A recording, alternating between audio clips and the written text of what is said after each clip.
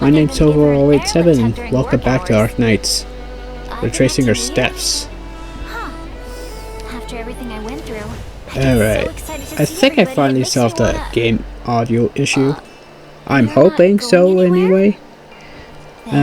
But let's start doing this. And as you can see, I've built up Ashtoney, the Light Chaser, almost all the way up to M9. She doesn't have her potentials yet, but we're getting there. But she's on the main team. Okay, so let's start the next chapter. It's just gonna, well, not next chapter, but the next stage. I'm just doing one stage because it's just too much to read, too much to talk. How much longer? I don't know how to do a voice for him. How much longer?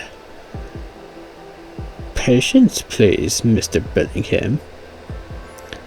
As you know, the Duke has been very busy lately, having to receive several guests each day. Oops. There we go.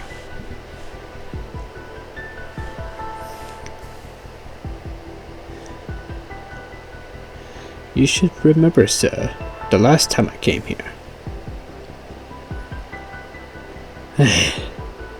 So I'd like to ask, how has she been lately? Fairly pleasant for the most part, after all the negotiations with the Kashmirians. Kashmirians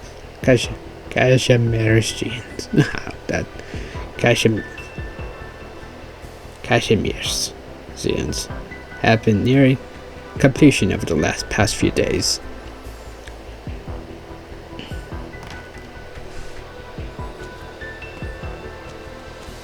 As soon as he finishes speaking, a dejected gentleman strides past the trophy asher. The trophy asher recognizes him as Derek, head of the press office. Perhaps due to the recent wave of bad publicity, he wipes the sweat off his brow with trembling hands. I suspect today is not one such day. Is that Bellingham outside? Let him in first. Don't keep him waiting.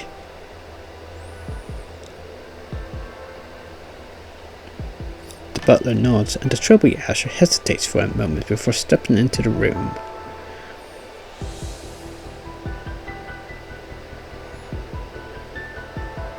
Seated in the middle is the Duke of Casta, with a young noble standing at her side. I have another question. What kind of person is this Kashmirian representative you met? He is a merchant, your grace. Kashmirs. Tell him that he should agree to my terms. I am willing to lift some of the embargoes on industrial equipment. For them, there are many ways to obtain cheap materials, and Jarrig is hardly irreplaceable. I will let him know that only Victoria can satisfy his technological and equipment needs, especially when it comes to Originium. No, you are a member of House Casta. These minutiae are best left for servants to convey, whereas we should always leave ourselves room to maneuver. The Kashmirians know little about the resources we command, so why not let them exercise their imagination? Do you understand? No worries, I guarantee that he will side with us. Forever honor your commitments. If you cannot, do not make them in the first place. That is true of the Kashmirian representative, and even more so for me. You may leave. Yes, my apologies, your grace. Once again, you have to see me disciplining these good-for-nothing whelps. Billy, I thank you, Grace, for the trust you have placed in me. Let's not waste time on small talk. I saw you I trust you saw the gentleman who left earlier. Yes. If I'm not mistaken, that was a certain Derek, the man in charge of news and public opinion. He should have reported to me that the negative press, be it about Jarek or the Victoria, was under control. He was instead quite profuse with his complaints, going on and on about how he couldn't do it, that it would take too long to communicate with the film crew, that he wanted trouble to me to watch the footage they sent back. If he feels like he hasn't been given enough time, he should have known that my patience has its limits too. So, do you have any good news for me, Billy? Yes, Your Grace. Our informant at the Brine Lab Observatory provided very accurate intel, so she is a traitor. Indeed, there is something highly suspicious about the mining site in which Jarek is working with Cashmere's. Following the clues she provided, my men successfully infiltrated the site and obtained these data tables. Just point out the highlights.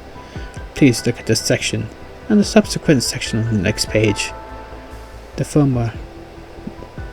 Whoa! What's the text doing? The former represents the mine's daily output, whereas the latter represents the purchase volume or export volume. Finally, the last page is the mine's financial report. Pay particular attention to the net profitability figure. For example, in the last 2 months, the difference is massive. This mining site has been operating at a loss, and the greater the extraction, the greater the losses. Exactly. We even have this mine import record. Please take a look. A large mining site needs to separately import the very same materials or minerals. Therefore, I believe this confirms the theory. This so-called joint mining operation is actually Carlin Trade's arsenal in disguise. And this is the trump card that has been flipped over, sitting right there in a mining site shared jointly with a foreign company, which is why our agents, including myself, initially overlooked this area. It is hard to imagine that anyone could stomach such a risk. Placing a piece in that, what would normally be a blind spot, is very much his style. However, you're still one move behind, Billy. As difficult as it is to admit, when Wellington made his move, it became imperative for us to strengthen ourselves. Given these circumstances, Jarek is a valuable asset. I will not accept a loss situation scenario. We must ensure that Enceladus's military preparations do not catch us flat-footed. Only by knowing what his trump card is, this can be properly planned against Jarek in advance. Your Grace, if you wish to confront the Duke of Wellington, bring Jarek under the control of House Castor, as well as seizing their manpower and resources, is of utmost priority. I personally believe that we should conduct a comprehensive survey of this mining site. I believe the Cashmereans will accept your terms, and it's only a matter of time until they withdraw from Jarek. As soon as we take control of this mining area, I will send our envoys there immediately. Why not act before that paperwork is officially signed? We cannot give Carlin Trade the time to cover the tracks. So, under the buyer's name, look for another excuse to Divine Beat Court. Even if they suspect that something is amiss with the Cashmereans, a hasty retreat would inevitably leave traces behind. Divine Beat Court is ultimately an expendable asset. Due to your previous botched job, there is no way Enceladus would not have his eyes on them. Then we'll squeeze every last drop of value from Divine Beat Court before Enceladus makes his move. I wonder if there's a spy in Divine Beat Court too. Is that truly the missing step, Billy? Be more economical and think that it through some more. The current Great Elder has consistently turned down my goodwill. Okay, probably not then.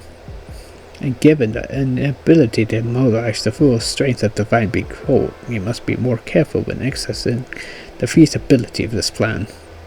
Yet, Your Grace, he did not stop us from infiltrating the lower and middle rings. Okay. Yeah, there is spice. It's just not the Great Elder. He did not stop us from infiltrating the lower and middle rings either.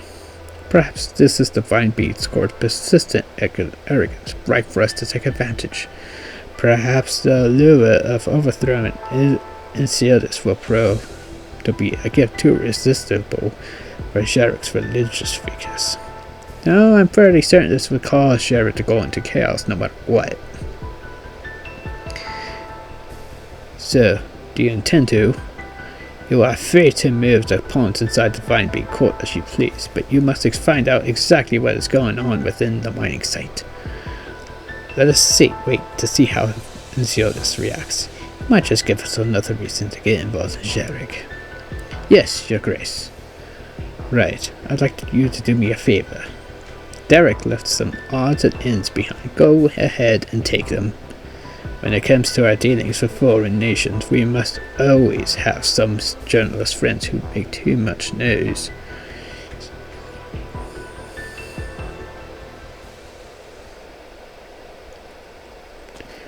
Can I set the camera up right up here? Thank you. Let's get started if you're ready.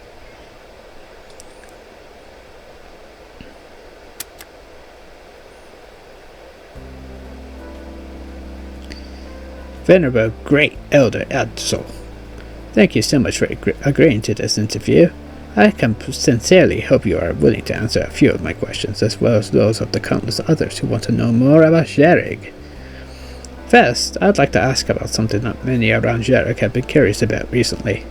The people of Jarrek broadly believe that Jarrengander protects this land. In your opinion, how would you explain this catastrophe? Does this mean that Jarrek has lost his divine protection? That is correct. Jarrengander indeed watches over this land. However, she is not a tyrant who imposes harsh decrees, but rather a patient mentor and a guiding hand. Her protection of Jarrek is not as straightforward as many would imagine. Her knowledge of the true way of life runs deep, and so she taught the people of Jarrek how to live in this land filled with calamity and devoid of thought. Thus, the people of Jarrek came to have a soul, and that many calamities no longer disturb them. Even so, I'm still very curious as to how a god who neither reveals its true form nor has performed any miracles as proof of its divinity can earn the people's faith. This belief seems to lack any grounding in evidence. Guessed from afar, I can see that you hide your arrogance behind polite words. You try to reduce Jarrek's beliefs into a most basic form of logic, which you then criticize in an attempt to extol your own correctness and wisdom. Please believe me, that was not my intent. It's fine, don't worry. Then, may I ask you a question first? In your opinion, what kind of principles do the Victorians who observe no religion follow in their lives? That's a simple answer. Victoria has her own laws. Who drafted these laws, and who granted them the authority to do so? If you're asking about the legitimacy of the Victorian regime, you can only look back at history to answer that question. The land was originally occupied by Dracos until about 300 years ago, when Aslans from Sargon launched a rebellion of Victoria, ultimately seizing control of the country. Then I take it that in your view, might makes right. Aslans are indeed strong and therefore righteous. Dracos are weak and therefore unjust. This so-called justice shifts just as easily as the balance of power in war. By the same pat logic, the devils of Casdell should feel no shame or remorse about invading the lands of other nations, their only sin being that they fell one step short of ultimate victory. That is a patently absurd conclusion. Of course, I believe I doubt any regime would hinge its legitimacy upon violence, because they know all too well that violence will inevitably be undone by greater violence. Nothing can remain young and mighty forever, neither people nor governments. Therefore they must become compassionate, in hope that the same compassion will be afforded to them when they are weak. So let us return to that question. Why do the legal principles we take for granted, or rather, the virtues prevalent across the different civilizations across this land, exist in the first place? To where should we direct our questions? Do we possess the sublimity of inherent to being human? Are our lives innately meaningful? Apologies, but I'm not well versed in these subjects of philosophical speculation. May I ask, what is the point of these questions that seem so far removed from our daily lives? You mention life. In fact, as long as you seriously reflect upon your own life, you will find very easily that there is nobody on this great land who is entirely devoid of faith. People will always choose their faith in something, be it money, violence, knowledge, fame, philanthropy, or pleasure. If a person genuinely believes that nothing is inherently true, then he would quickly find himself akin to a puppet with its strings cut, unable to move at all. The followers of Jerigander seek the internal solace of the mind by questioning ourselves and seeking out the traces of our existence. I was not expecting philosophy to be a cornerstone right here. An interesting thought indeed. This seems quite different from the common perceptions floating around Jerik. Please tell me, what was your perception of Jerik before you witnessed the human tragedy caused by catastrophe? The last pure land on Terra, a sanctuary protected by the gods, a land of simple and kind, poor by happy people? You're quite well versed in these touristy catchphrases. It was your people who discovered and abused the power of Originium, which ruined everything. You know that countless people drowned beneath the waves she stirred. And it is the guilt that led you people to weave your illusions into the fantasy of Jerik, a paradise where you can reap the benefits of Originium with none of the costs. You imagine purity because you know filth, innocence because you know deception, magnanimity because you know opportunism, piety because you know nihilism. How then can you see the farmers who've left their homeland behind, the craftsmen whose unfinished goods pile up like a mountain, and the hunters who return home empty-handed? You might even deny the existence of these people so that you may feel at ease when you swallow the blood and sweat of us savages to purify your souls. As an investigative journalist, it is my responsibility to spread the truth, and I am hardly the only Victorian who cares about the truth regarding Jerik. Young lady, you promised to spread the truth around about Jerik across the lands, yet your lenses are pointed at those who are more lost, more deserving of pity. Do you think we should call this the truth, or simply a fable? I must admit, your questions have left me chagrined, be it my colleagues or myself. Is it hard to set down our morbid curiosity as onlookers? As you know, it is that Jerik's belongings are not playthings sitting behind the glass of a Victorian shop. Jerik does not and will not need anyone's pity or charity. Jerik will always be the people of Jerigander. The people of Jerik people. The homestead of Jerik. Alright, I think I'm convinced now. So, in your opinion, this catastrophe would not shake the people's faith in Jerigander? To be honest, Jerik's faith is undergoing a serious test. I cannot deny that this catastrophe has sown the seeds of darkness in the hearts of the people, causing them to gradually turn to violence and selfishness, abandoning many of their former virtues.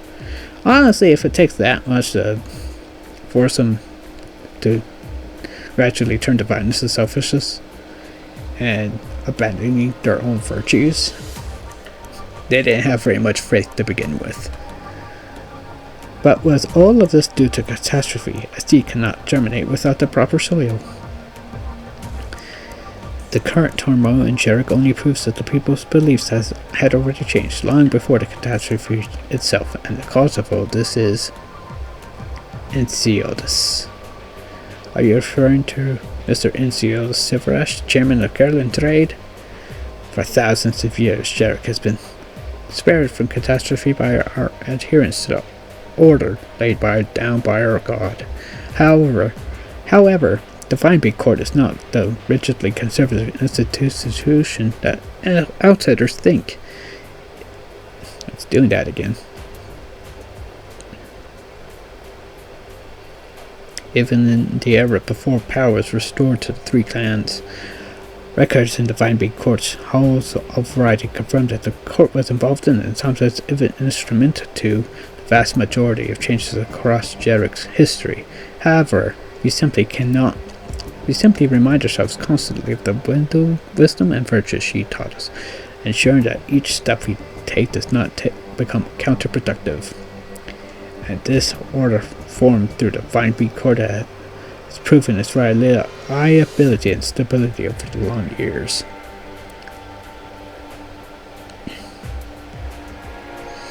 Yet when you don your skis and snowboards and zoom down our snow-capped peaks, how often do you turn back to look at those who lack the condition and ability to keep up?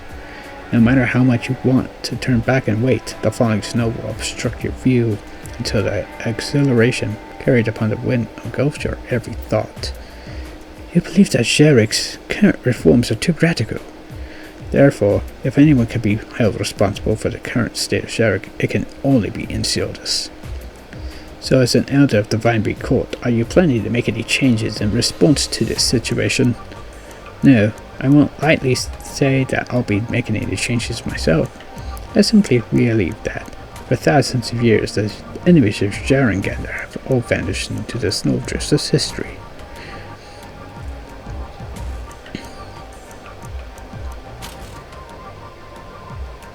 It's still going.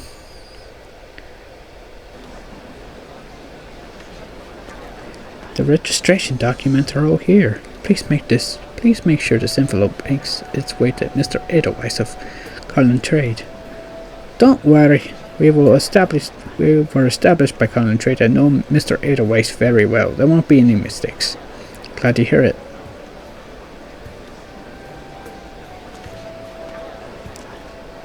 Side shift.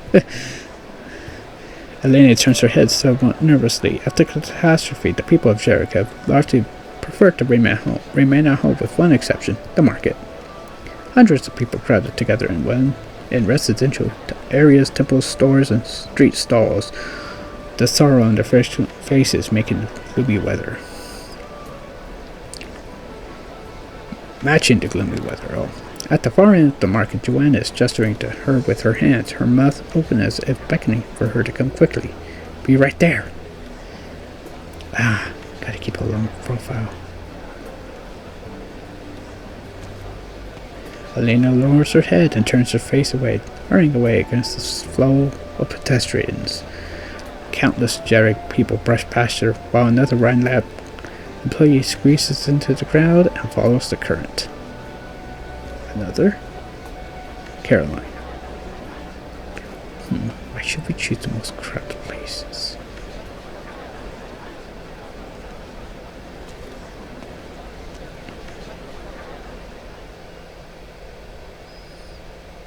People are forced to gather here in order to barter for necessities or to receive relief supplies. They suppress their fears of worn on their sleeves. Many of them show up in not but simple local attire. Caroline instinctively pulls her coat in tighter, walking past the men and women until she stops at the entrance to a quiet little temple. She leans against the doorframe, its paint worn, peeling, and hesitantly turns her head to look around, searching for someone else who also has an appointment. Damn it, the bell already rang. All I wanted was to find a place to continue my research. Why am I stuck doing this kind of work? She pounds the wall next to her angrily until suddenly a hoarse question reaches her ears. Oh, lost lady, why do you treat the property of Gander in such a matter? I'm sorry. How should I make amends? There's no need for that. Set everything down and come with me. Should it be agreeable to you, please rest in the courtyard. I shall explain the profundity of the scriptures to you so as to soothe your ruthless. She is ruthless, restless heart. No, she's probably like, the old man unlocks the temple gate and Caroline pauses apprehensively to look around before stepping inside. The devotee that follows her in and shuts the gate again.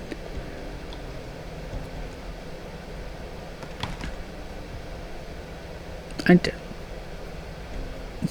how much longer is this going to be? Also, they called her Caroline with an E.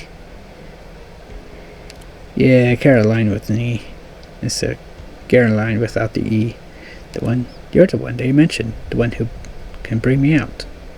Choosing to meet up here is incredibly risky, is it not? People are undoubtedly going to be anxious in the aftermath of catastrophe. Wandering around in sparsely populated open areas is only going to invite more suspicion. Let's get down to business. We don't have time to waste. Have you acquired all the intel? I have, but it's not meant for you. The Duke of Castor's men promised that once they took over the mine, I would be able to leave Jarek via the internal railway. Where does she go, Caroline? What the heck? I don't know what they told you, but now is the time for you to do your part. The mine is currently in the handover period. Once the Victorians have finished their inspection, I will take you there to meet them. I ask for your patience, madame. It is a precious virtue indeed. I hope this is the last time.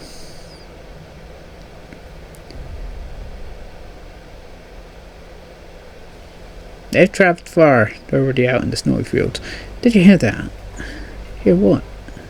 Sounded like a bit like thunder. How strange. Seemed to come from the mountains. And also... Achoo! What's this? The tip of my nose feels all chilly. Huh? That's weird. Why is it snowing again? We're in the middle of the snowy season. What's so strange about that? No, that can't be it. Even at this time of the year, there are always signs before it starts snowing.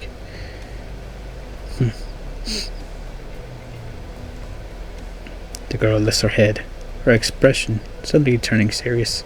It's snowing, but it doesn't smell like snow. It's very strange. An old man once said that the snow loses its scent when something truly terrible is about to happen. Is Sheriff Gander warning us again? That fine well was less important than how heavy the snowfall is going to be and how it will threaten our safety. As for the scent of snow, you mentioned that air temperature and humidity change before it snows, which may give off the illusion of a peculiar scent. But to treat this as some way of gauging the weather, or even as a divination of some sort is, well, I frankly don't think it makes any sense. No, the scent of snow is the scent of snow, not some other smell. Jarek Gander has given hunters a keen sense of smell, and eyes that can see in the dark. On the snowfields, we know much more than you do. Okay then, I don't mean to question your personal experience, but I still have to act according to my own experience. As Elena speaks up, she sets up the observation equipment and begins to carefully record the data. The girl pouts discontentedly, looking at the device with a distinctive old-fashioned Jarek look. That lump of metal ashore has been beeping the entire time, and it's heavy too. We would have gotten here way sooner without having to look it around. That's how we can make sure that every step we take is safe and secure. After catastrophe, we must be extremely cautious inside our Virginium zones. Oh! A sudden gust of wind rises and causing Elena to stumble, but Joanna catches her from behind just in the nick of time. Thanks. The chilly snowflake ice wind sweeps over them and all other noises cease, save for the whistling wind and the sharp biting cold. How did the temperature drop so sharply all of a sudden? Is this... I know of a deserted village up ahead. Let's head over there and find a house to shelter in. Enya, who has been lagging behind the group because she was flipping through a notebook, steps in between the two. She stretches her palm out, her fingertips only slightly reddened from the cold. Come, take my hand. The fresh snow is too slippery, and the terrain here is steep as well. It would be terrible if someone slipped and fell here. You're both hesitating? Do you not want to hold my hands? Enya, Your Holiness, No, thank you. One hand extends forward. I'm just doing this for her holiness. Joanna turns her head away, but nevertheless places her hand within Enya's.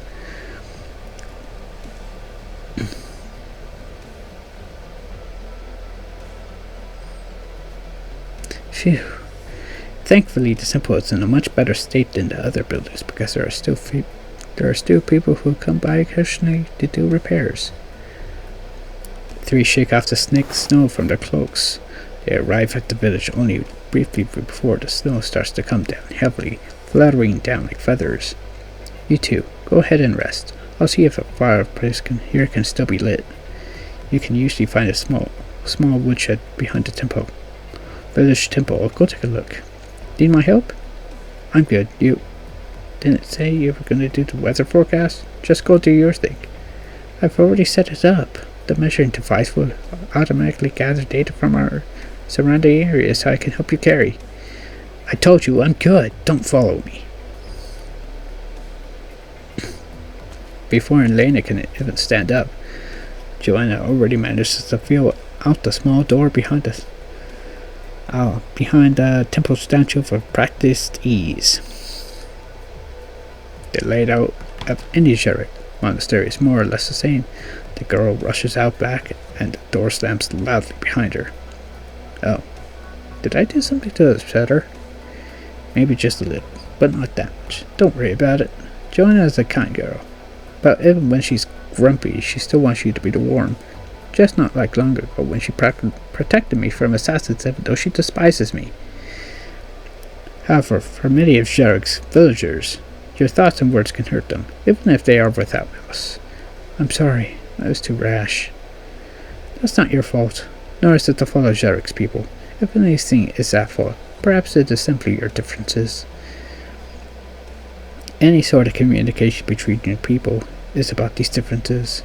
Even partners who work together in the lab, sharing the same ideas and goals, can still have disagreements. Which is why communication and understanding between people is so precious. Enya folds her cloak and puts it aside. Point to a snowflake on it that had not yet melted. Oh, look at that. A snowflake? The people of Jarek sometimes use snowflakes that have not melted upon stepping indoors as a form of divination. These unbroken branch-like snowflakes are a sign that our journey will be smooth. According to folklore, the snow is a messenger, protected by Jarek, carrying important truths and omens. It can predict the harvest, the hunt, the craftsman's hammer fall, and even quarrels between friends and lovers. Some may say that this iconic hexagonal snowflake with well-defined branches is a sign of good fortune, but others just as easily see within a broken connection an omen of disaster. And so, regardless of what happens at the end, the fortune teller always has something to say. Worst case scenario, they always say the diviner you met was just bad, that the movement of the stars had already revealed the truth long ago, and used that to defend her authority. She's basing this off from her own family. You also seem quite knowledgeable about divination, Elena. You could say I've had some run-ins with them due to family circumstances. Yeah, her father and her sister. She is not on good terms with her father. She's on very good terms with her sister, at least, though. Her twin sister, Esticia. In any case, most divination has nothing to do with do with revealing the truth. It's just a form of self-delusion and sophistry. A place where no people wish to go, has no roads leading to it. If a problem does not exist, there will be no solution created to resolve it. Fate is a physical thing. Just as there shines should not acknowledge there are many things on this land that cannot be controlled or predicted. On this great land, we are but tiny people, trying to grasp a glimmer of the pathetic and the true. Is this so different from the origins of scientific discovery? Knowledge is what makes people safe and allows them to face an unreasonably uncertain future. In a sense, coincidence, probability, and fate are all the same concept. Fate falls on many, just as the snowflake has fallen on my cloak. I get it. Even placebos can be enough. Obvious type of medicine. But I've already seen many things of modern Jarek. In the past, I always tried to see such strong beliefs as a kind of cultural phenomenon, a ritual, a projection, or form of comfort seeking. But what exactly are they to you people? She asked the question in a soft, subdued voice. The wind outside the window has already subsided significantly. Jarek's scientist looks up at the statue of Sharingander on the altar beneath a slab of stone engraved with messy markings. Several brightly colored figurines sit side by side. They were exhibited goods produced around the time of the Lake Silburnhurst ceremony. By the looks of things, someone brought them to this village temple as an offering to the reclusive Sharingander. I don't know what that was. The clerics of Divine Recon often describe faith as walking into without a lamp or leaping fearlessly into a silent ravine. Everyone always seems to yearn for her. Aesthetics, devout believers, faithful followers of the commandments, countless people endure innumerable hardships just to reach her side. But for me, she tries to hard recall, but the memories in her mind are now but struggling fragments, jumping around like frames from a movie, shrouded in a dark haze.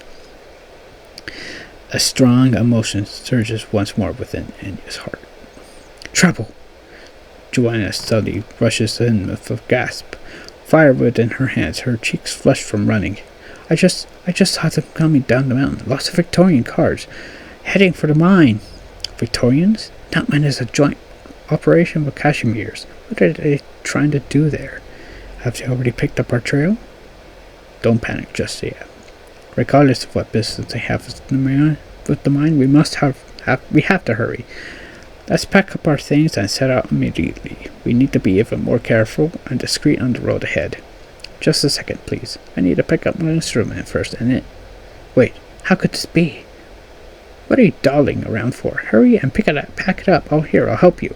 What is this? This moderate catastrophe list written here doesn't mean what I think it means. Catastrophe. Could there be another catastrophe brewing? Oh my goodness, that. Well, you guys can't see that, but that. No, well, you guys can. That was like 39 minutes of. That was long. That was so long. Whether you want your beans intact or fully dissolved depends on how quickly you return.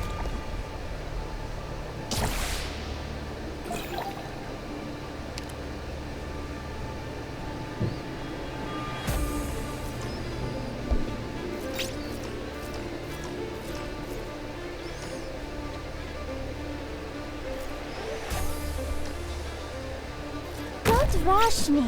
Now's not the time for hellos.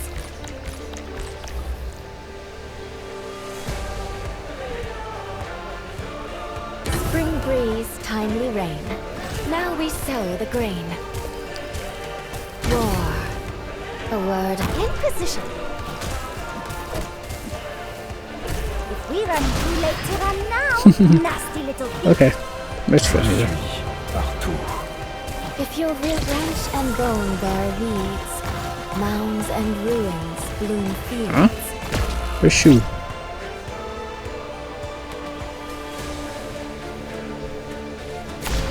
The killing urge doth seize your flesh. Quickly, slow simmer on low heat. Patience is not optional. There we go. Take not too late to run now. Nasty little thief. Yep, then I convey my starlight to the darkness. Get what you deserve. I mean, what you ordered.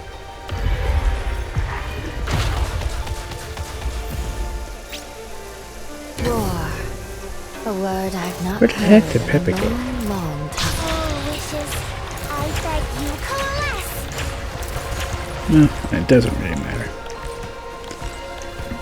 Whole thing's done. Mission accomplished.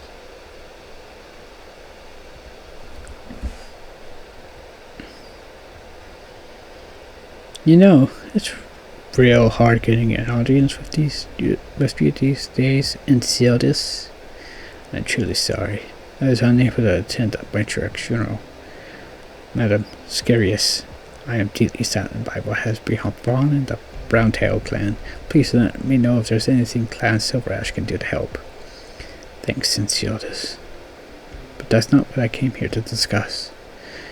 Your visit this time, Madam Scarius, must be to give me a chance to earn your trust. The sister once told me that you're the least trustworthy when you lower your head like this. I wonder about your opinion, Maiden. You don't have to beat around the bush. I don't like it. My sister used to scold me for being impulsive, but for not always thinking things through before I speak or act. Well, she's called you idiot multiple times, and a girl with just one brain cell. So yes. I wanted to prove to her that I didn't need to hide under her wing, that I could do something for Clan Browntail. But now, as new matriarch of the clan, and there is no one left for me to prove to anything to. I understand how you feel. I also have two younger sisters, and you think they're both smarter than me, huh? Both Incia and the Saintess. You think too little of yourself, Madam Scarius. However, I do think they share your persistence and determination. Is Incia okay? I heard she was in an accident. Thank you for your concern. She is safe and sound and has already returned home. You always keep that calm and composed demeanor. What I want to know is, these attacks on Sherrick, including what happened to my sister, did you know about them ahead of time? So this is the real reason you decided to visit me today. And see this. My sister has been helping you this entire time, isn't that right? I wasn't totally in the dark about it, but it wasn't until her passing that I learned your plans for Victoria, Rhinelab, and what much has been investigating. There's too much I don't know anything about. Don't try to deny it. Don't lie to me and say all this. You have to know the truth behind her murder. Did you truly believe I had demanded the matriarch's death? No, that's not what I mean. I don't know what happened to Ratatos. I don't know what Ratatos was plotting with you, but I know for sure that whatever it was, it was to protect Sherrick. So I will follow in her footsteps. Whatever clan Browntail's affairs may be, I will take responsibility for them. Which is why I need you to tell me exactly what happened to her. My apologies, Sir Incius, but they were determined to break in no matter what. To what do I owe the honor for you all to barge into my home like this? Sir Incius, why did Carlin trade all its shares in the Shattered Cashmere's joint mining operation to Victoria without authorization? Where did this news come from? It is an observable fact that mines have been completely taken over by the Victorians. Great Elder also believes that such actions by Carlin trade constitute illegal collusion with a foreign power, and as such, the Divine Big Court has no choice but to exercise its authority to intervene. We require that you report to Divine B Court immediately to explain yourself. If I understand this correctly, Divine B Court means to formally interrogate Clan Silver Ash. The people of Shattuck are uneasy enough as it is. The last thing we want to see is this conflict escalate further. However, Sir Enciotis, as the head of the clan, if you still believe you bear responsibility for Shattuck, please go to Divine Bay Court with us to discuss the next steps. Very well, I have no reason to refuse. However, if I am to explain this situation, we need some time to prepare the relevant documents. Please allow me to. Furthermore, I still have some things to discuss with Madam Scarius, so I'd like to ask for your patience. Of course, Sir Enciotis. Madam Scarius, thank you for taking the time to look after Encia. I would like to formally invite you to be a guest of Clan Silver Ash. I would also like to thank you for your concern in person, while Encia is present as well. What? It would have been more courteous to have sent the invitation to you in a formal capacity. But given the hasty nature of this matter, the best I could do is throw something together by hand. I do hope you'll forgive me. We look forward to you gracing us with your presence. He just threw a bunch of stuff at her. Before his invitee can respond, Enciotis picks up a pen and paper from the table, scribbles down a few lines, and hands the invitation over. Scarius takes it. There's only an address on the piece of paper, hardly an invitation at all. Thank you for the invitation. It'll be there on time. I'll be there on time. What time?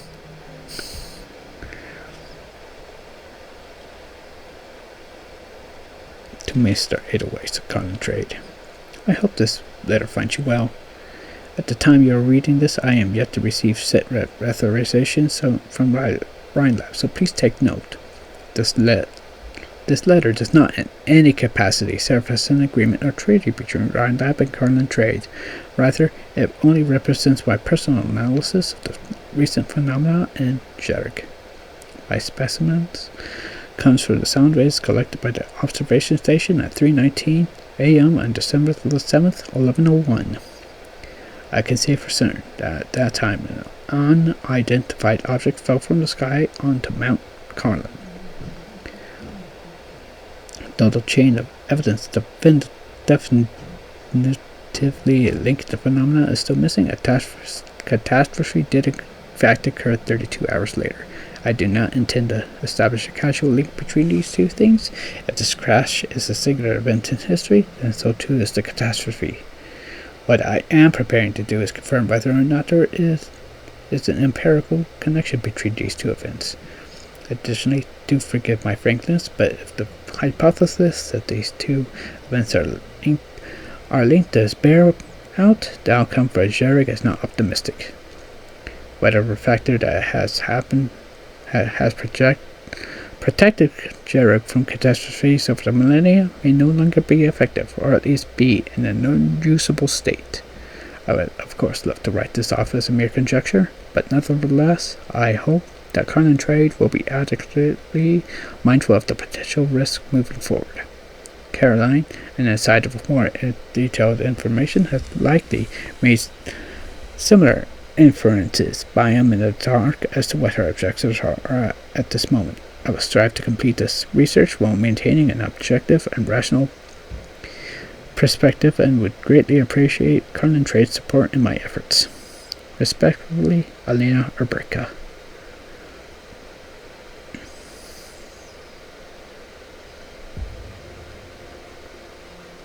Come in. I was just looking for you, Director. Take this letter over to Enciotis. Classify it. Top secret. Yes, sir. Right away. Any other news? Yes, the observation post previously dispatched the mining site has sent back a sighting report. A convoy boring Victorian Mark is approaching the outskirts of the mine, but specific origins are unknown. Matterhorn let his clansmen there ahead of time. He said that he would try to stop for as much time as possible and wait your judgment. Victorians would have come sooner or later. It looks like we won't have time to wait any longer. Prepare vehicles as soon as possible. Matterhorn may not be able to hold them off for long. Tell him to let the other party make the first move.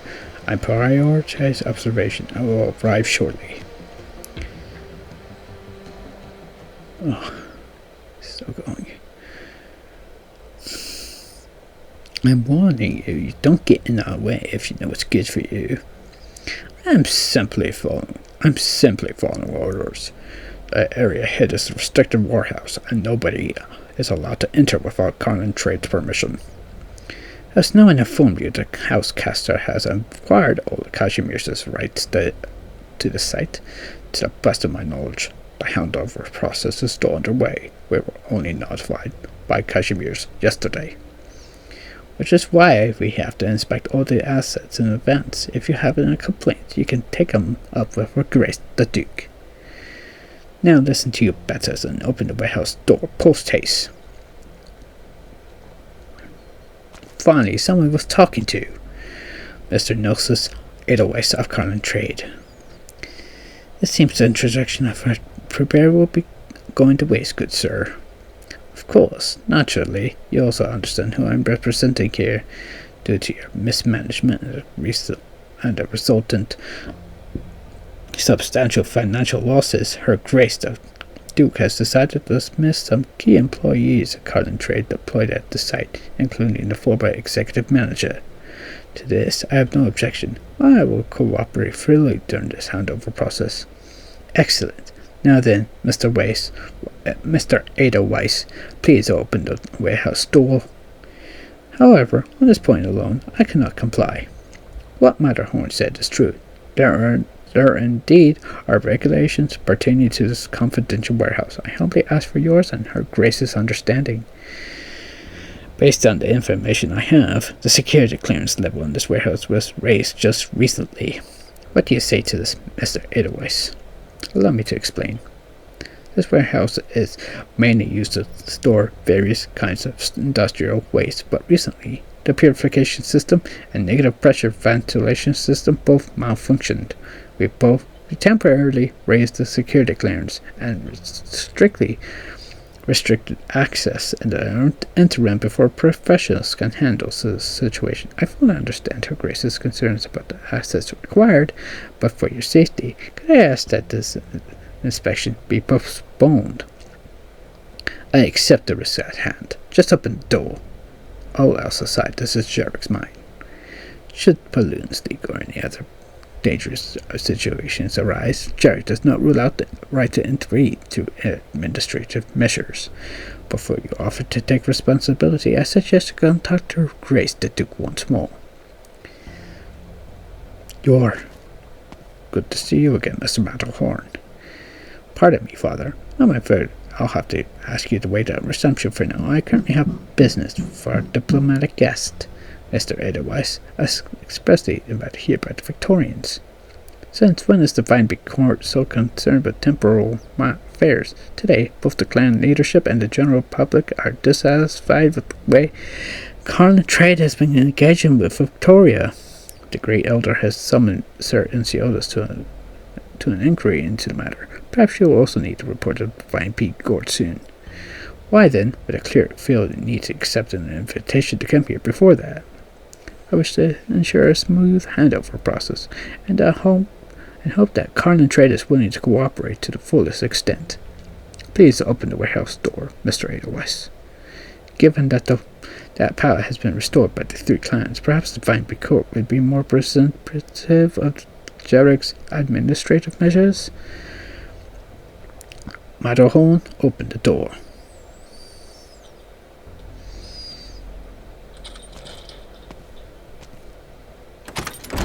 The door slowly opens, and the Victorian ambassador is caught unaware by the dust that diffuses from within. He squints and fans the air in front of him with his hand. There is neither the smell of industrial waste nor the texture of originium dust. The ambassador's eyes gradually adjust to the vast unobstructed warehouse within, which is nothing but scrap metal.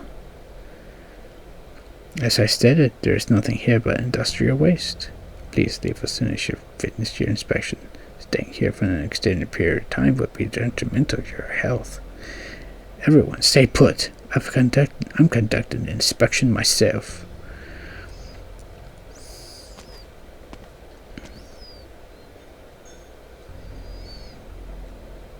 As soon as he enters the warehouse, he feels the vast space around him dilating in all directions.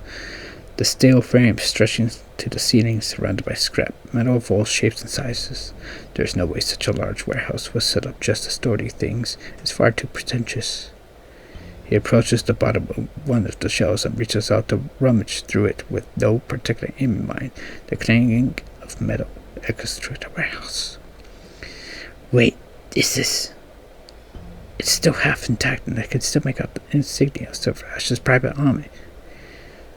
I'm not pronouncing that. Where these were originally weapons and gear not improperly disposed of after being thrown down in the shredder?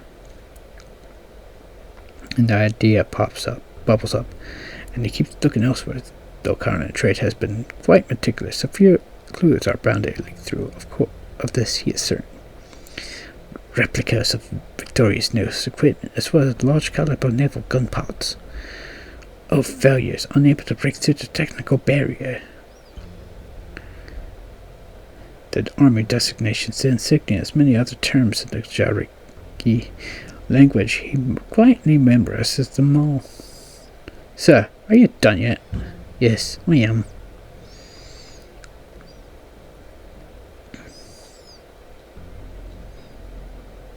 The ambassador returns to the group. I've more or less seen what I needed to, Mr. Edelweiss. I will summarize the entire situation and faithfully report it to the Duke. Sir, the antenna railway in the mining site has just been cleared and you haven't had time to inspect it yet. Does Victoria also need to use that internal railway? Yes, we've contacted a number of suppliers for quilts. Using an internal railway can significantly reduce transportation costs. Father, is the Vinebane Court aware of this? If you're so keen to get involved in diplomatic affairs, Common Trade hopes that you will also be able to verify any business entitles that wish to join. Gnosis concerns interrupts the thoughts of the Vinebane Court envoy, who then looks away from the railway. That required a great elder input. I understand. By Sharagantar asked that the Vinebane Court not make things difficult for Inciotas. I will remain at Conan Trade's headquarters awaiting your summons. By Sharagantar. Holy moly.